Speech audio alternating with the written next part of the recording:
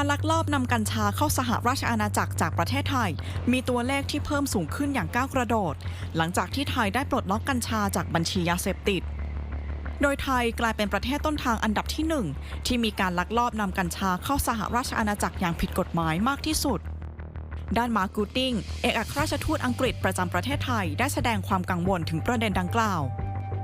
Well, we are very concerned about this. As you say, the volume of cannabis being smuggled into the UK and seized by the UK authorities at airports has gone up very quickly. So a couple of years ago, this really wasn't a big issue for people arriving from Thailand in the UK. And then from the beginning of this year, we've had probably between about 5 and 10 seizures per week at British airports of cannabis. And that's risen to up to about 35 seizures per week. Right. And on an average week now, again, starting from very, very limited quantities, we've gone up to usually half a tonne or 500 kilograms of cannabis being seized on average at British airports every single week. And on some weeks, it's close to double that, so that the volumes have gone up very significantly.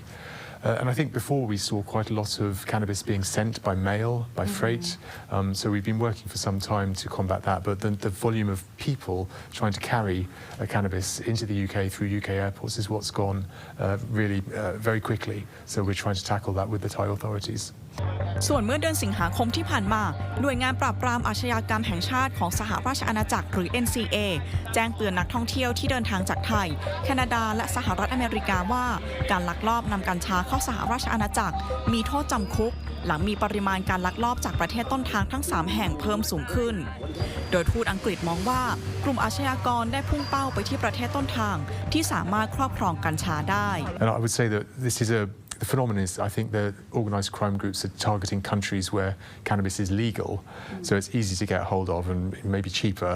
to bring it into the UK to be sold illegally. So that's the trend we're seeing. So I do think Thailand is being actively targeted at the moment. ในปีนี้เจ้าหน้าที่สนามบินสหราชอาณาจักรจับกุมผู้ลักลอบนำกัญชาที่มาจากไทยเข้าประเทศได้จำนวน